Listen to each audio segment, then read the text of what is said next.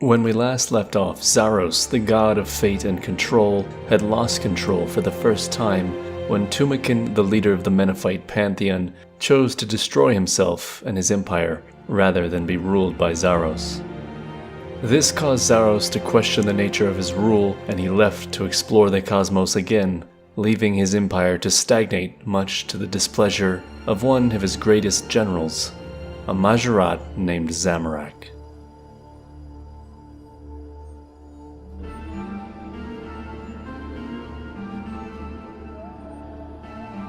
Zamorak, as your typical Majorat, believed in the betterment of oneself.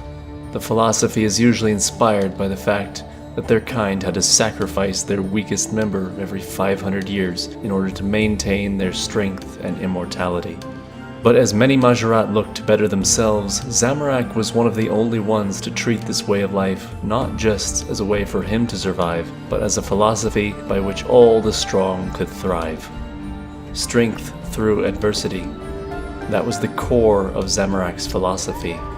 And Zamorak admired not just inherent strength as given by your racial status as either a demon, vampire, or Majorat. Anyone who was able to overcome a great challenge, even a human, was seen as worthy of respect in Zamorak's eyes.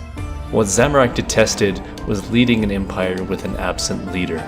You see, Zaros was gone from his empire, leaving Zamorak and Azanadra to try and lead the now stagnant and decaying empire.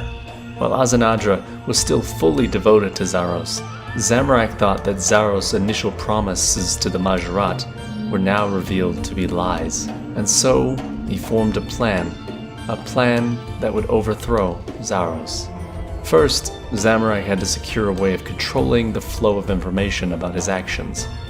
Zaros had created a magical book that could be bound to someone, and it would record everything that this person was seeing and experiencing.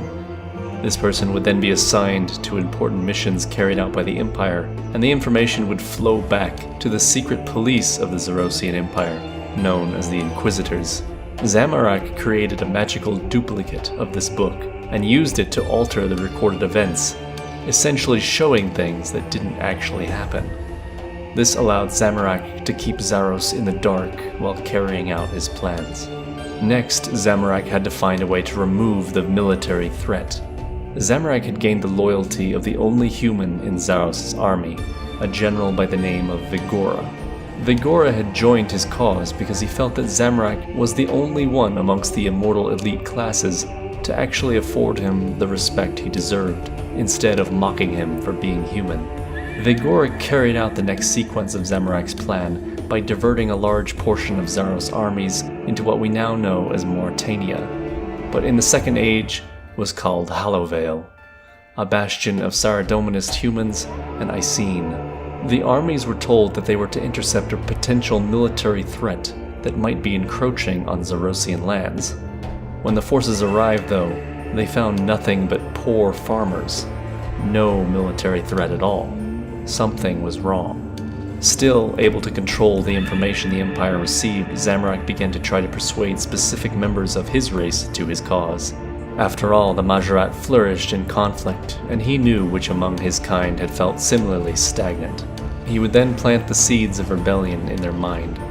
These would then become the Zamorakian-aligned Majorat you would meet later on in your adventures, most notably Zamorgal, Haziel, and Lucian. Zamorak had a sizable force of close confidants at this point, but he still needed raw military numbers if he were to carry out his coup. He went to the leader of the vampires, Lawarniel Draken. Draken was essentially a vampire supremacist, and despised having to even share a nation with humans and other mortal races, as Draken saw them only as food. Zamorak did not like Draken personally all that much, as Draken was pompous and arrogant, but Zamorak needed military power. He appealed to Draken by offering him all of Hallowvale to rule over himself, should he assist Zamorak. Draken agreed. Zamorak's forces had grown considerably in size, but there were still more potential allies to gain. The Chthonian demons who had become part of the Zarosian elite had a caste of slave demons known as the Avernics. They were not as powerful as the Chthonians, but they were numerous. The Avernic demonic class had grown envious of watching their Chthonian masters indulge in the luxury of their elite status in Zarosian society, while still being relegated to poverty. Zamorak recognized this and seized the opportunity to recruit the Avernics to his cause by promising to free them from their servitude on Gielinor and on their homeworld of Infernus after he controlled the Empire. They agreed.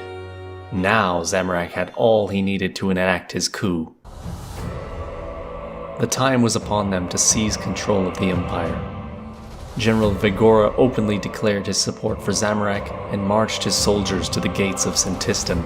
Zarosian forces and the majority of the Sentistan Guard were stuck in Hallowvale because of Zamorak's ruse. The vampires had now defected, the Avernic demons had defected, and many of the Majorat had now defected to the side of Zamorak. And yet Zamorak's good fortune was just getting started, for the thing that happened next was not even something that he could have foreseen. It begins with a Saradominist follower named Valdez, who had stumbled upon an ancient temple, and inside discovered a marvelous staff that pulsated with power. Valdez did not know what this artifact was, but he knew that it was important. He intended to find a way to bestow this staff on his beloved god Saradomin, so he concealed the staff as best he could and set off towards his destination. Unfortunately for Valdez, though, he was robbed, conked on the back of the head, and laid out cold. The thief in question was named Renard, and he held the newly stolen prize and knew instantly what it was. It was the Staff of Armadil. Although the origin of this artifact was unknown at this time, it was known to be extremely powerful. As any thief would do, he thought of the immense wealth he could acquire by selling the staff, and so he sought to arrange a buyer. In a local tavern one night, Renard met a man named Karim who agreed he would broker a deal with Zaros, the one who Renard intended to sell the staff to. Unfortunately for Renard, Karim was a Zamorakian loyalist and took this information about the location of the staff directly to Zamorak. The staff was then stolen from Renard, much to his displeasure, as he did not even receive a single gold piece for it. Zamorak now was in possession of the Staff of Armadil, an object created by the elder gods who shaped the universe. Its true name would come to be known in time as the Siphon, as it could harness divine energy and channel it. It is unknown what happened at this point in time, but next somehow Zamorak came into possession of another elder artifact. The Stone of Jas, otherwise known as the Catalyst. It is possible that Zamorak found the stone in an ancient dragonkin ruin that we now know simply as the Ancient Cavern. Zamorak, now imbued with the divine energy of the Stone of Jas and the crackling power of wielding the Staff of Armadil, he knew his time had come.